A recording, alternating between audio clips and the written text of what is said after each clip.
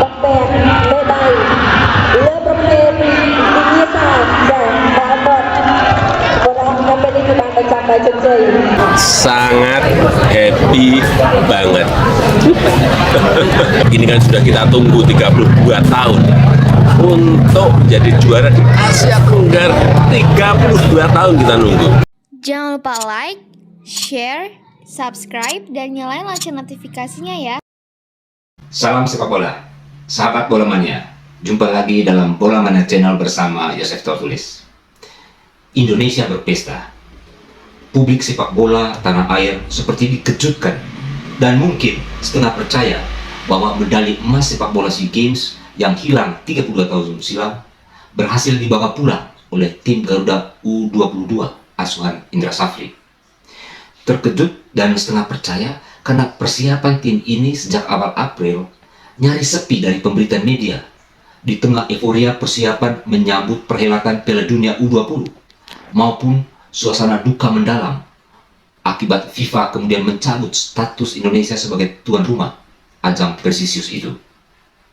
Dan uji coba internasional juga cuma 2 kali melawan Palestina. Semua mata terbelalak. Tim Garuda U22 yang kurang diperhitungkan, sepi liputan, dan persiapan relatif minim. Ketimbang misalnya tim nasional asuhan Sinteyong di beberapa kejuaraan internasional, baik tim senior, tim U23 di Piala AFF, di SEA Games 2021, maupun di Piala Asia di kualifikasi Piala Asia, tampil menawan dan keluar sebagai kampiun di SEA Games Kamboja. Menoreh prestasi emas bernilai sejarah tinggi dan semua bersukacita. Euforia di mana-mana, termasuk Presiden Jokowi dan rombongan yang nonton bareng di Kota Medan. Duka mendalam akibat tragedi Kanjuruhan dan kesedihan akibat pembatalan status tuan rumah Piala Dunia U20 seakan sirna. Tidak kurang saya mencatat 4 stasiun TV berita nasional menyiarkan langsung pesta dari pinggir lapangan dan di ruang jumpa pers di National Olympic Stadium, Phnom Penh, Kamboja. Lalu bagaimana kita menjelaskan prestasi spektakuler ini? Judul episode ini mungkin terlalu berlebihan, tapi yang saya mau katakan bahwa prestasi emas ini bukan petir di siang bolong. Saya jadi teringat beberapa teman bola mania yang mengkritik ulasan saya dalam video sebelum babak semifinal dengan judul Beda Indra Safri dan Sinteyong. Ada yang bilang analisa saya cenderung subjektif, apalagi 4 lawan di grup A relatif lemah. Ada juga yang bilang jangan membanding-bandingkan 2 pelatih timnas, bahkan dikatakan timnas Sinteyong lebih menarik karena kaya taktik.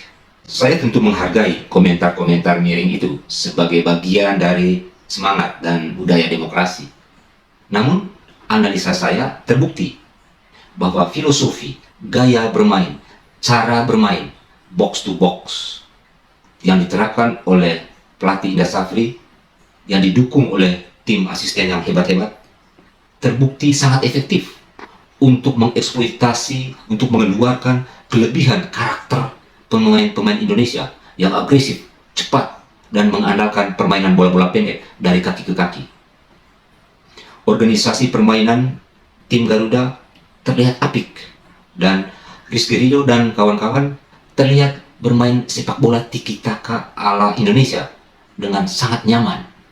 Bahkan saya berani mengatakan bahwa permainan tim Garuda telah menjanjikan lahirnya raja baru sepak bola Asia Tenggara, yaitu Indonesia bersama Thailand dan Vietnam. Jadi sudah ada 3 raja sepak bola di Asia Tenggara. Kalau sebelumnya Sinteyong mengatakan bahwa Indonesia sudah masuk Big 3 di ASEAN, yaitu Indonesia berada di peringkat ketiga di belakang Thailand dan Vietnam. Saya justru menilai bahwa tim Garuda di tangan Indra Safri mampu berdiri sejajar dengan Thailand dan Vietnam. Indonesia tidak lagi berada di bawah Thailand dan Vietnam, tapi sudah posisi sejajar. Bukan hanya karena kita mampu mengalahkan Vietnam dan Thailand di semifinal dan final, tetapi bagaimana cara tim Garuda mengalahkan dua raksasa yang selalu menjadi momok itu. Dan lebih dari itu, seluruh penampilan tim Garuda U22 menunjukkan bagaimana filosofi, gaya, dan sistem bermain sepak bola modern yang cocok untuk para pemain sepak bola Indonesia. Ini bukan opini, tetapi data statistik tidak bisa dibohongi. Tim Garuda bermain konsisten dan nyaman dengan gaya khas sepak bola Indonesia, dengan hasil yang spektakuler. Bermain 6 kali tanpa seri dan tanpa kalah, dengan jumlah gol 21, mengoyak gawang lawan, dan hanya kemasukan 5 gol. Indonesia menjadi tim paling produktif dan tim paling sedikit kebobolan.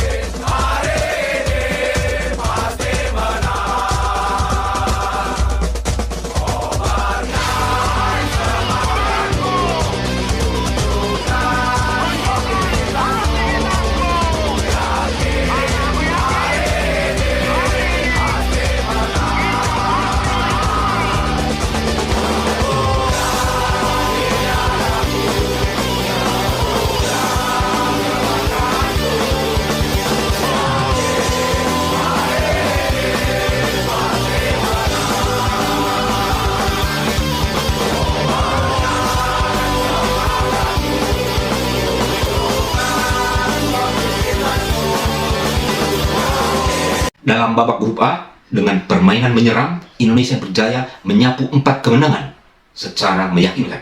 Menang 3-0 atas Filipina dan Timor Leste, menang 5-0 atas Myanmar, dan menang 2-1 atas Kamboja. Kemenangan tipis 2-1 atas Kamboja karena Indonesia sudah lolos ke semifinal, sehingga 90% tim Garuda menampilkan pemain cadangan. Permainan timnas Garuda agak menurun saat melawan Vietnam di semifinal. Setelah unggul 1-0, timnas Garuda terlihat cenderung bertahan. Dan setelah itu, saya melihat Vietnam mulai mengendalikan permainan, bahkan mulai mengurung lini pertahanan Indonesia. Kondisi semakin memburuk setelah Arhan Pratama dihukum kartu merah. Dan beruntung, Taufani tampil sebagai pahlawan dengan mencetak gol kemenangan di saat-saat terakhir. Sadar akan kesalahan saat melawan Vietnam, permainan tim Garuda justru memperlihatkan gaya dan cara bermain yang semakin menawan saat bentrok melawan Thailand di laga puncak, di laga final. Kedua tim, Indonesia dan Thailand, saling serang, dan tim Garuda tidak mau ditekan oleh Thailand dengan bermain pressing tengah, dan kadang lini depan kita mempressing Thailand di lini pertahanan Thailand. Dan Thailand kemudian melakukan kontra strategi dengan melakukan long passing dari back, bola langsung melewati lini tengah, diarahkan langsung di area kosong di belakang 4 back sejajar kita. Dan taktik ini saya catat 4-5 kali mengancam gawang tim Garuda. Saya menilai ada dua faktor kunci yang menjelaskan mengapa Indonesia tampil hebat dan heroik melawan dua jagoan Asia Tenggara, Vietnam dan Thailand. Pertama, konsistensi permainan menyerang yang agresif, cepat, dengan bola-bola pendek. Para pemain Indonesia tampak seperti begitu percaya diri, begitu nyaman, dan menikmati permainan bola dari kaki ke kaki. Bermain 1-2 di ruang sempit, tak peduli bahwa lawan yang dihadapi adalah Vietnam dan Thailand. Faktor kunci kedua, rasa percaya diri dengan cara main tiki-taka ala Indonesia ternyata memperkokoh mental bertanding. Marcelino dan kawan-kawan, mereka begitu percaya diri sehingga para punggawa tim merah putih bertarung Spartan, berani berduel, berjibaku, disiplin, fokus, tidak terprovokasi, dan nyaris tidak membuat kesalahan yang fatal. Dan yang mengagumkan, Rizky Ridho dan kawan-kawan nyaris tidak ada yang kepayahan atau habis bensin selama 120 menit. Berbeda dengan pemain-pemain Thailand yang banyak yang terkapar. Pemain kita ada yang terkapar tetapi kemudian bangkit lagi, masuk lapangan dan kembali bertarung. Bahkan Bagas Kava sampai berdarah-darah. Itu berarti mental para pemain kita kuat kokoh untuk bertarung habis-habisan demi sekeping medali emas. Jadi cara bermain timnas U22 yang berujung prestasi emas merupakan tonggak sejarah baru dalam perjalanan tim nasional kita. Keinginan Presiden Jokowi agar Ketua Umum PSSI Erick Thohir menaikkan level timnas jadi yang terbaik di Asia Tenggara hampir terjawab sempurna oleh tim Garuda asuhan Indra Safri dan tim asistennya. Jadi tidak butuh waktu berlama-lama karena dengan bermain sesuai filosofi dan gaya khas Indonesia, tim Garuda sudah mampu berdiri sejajar dengan Thailand dan Vietnam. Selamat Garuda Muda. Selamat untuk Coach Indra Safri, Coach Dimas Sakti, Kurniawan, Eko Purjianto, Yeyen Tumena, Sari Butong, dan seluruh tim official. Sahabat bola mania, sampai di sini dulu. Sampai jumpa di episode selanjutnya. Salam sepak bola.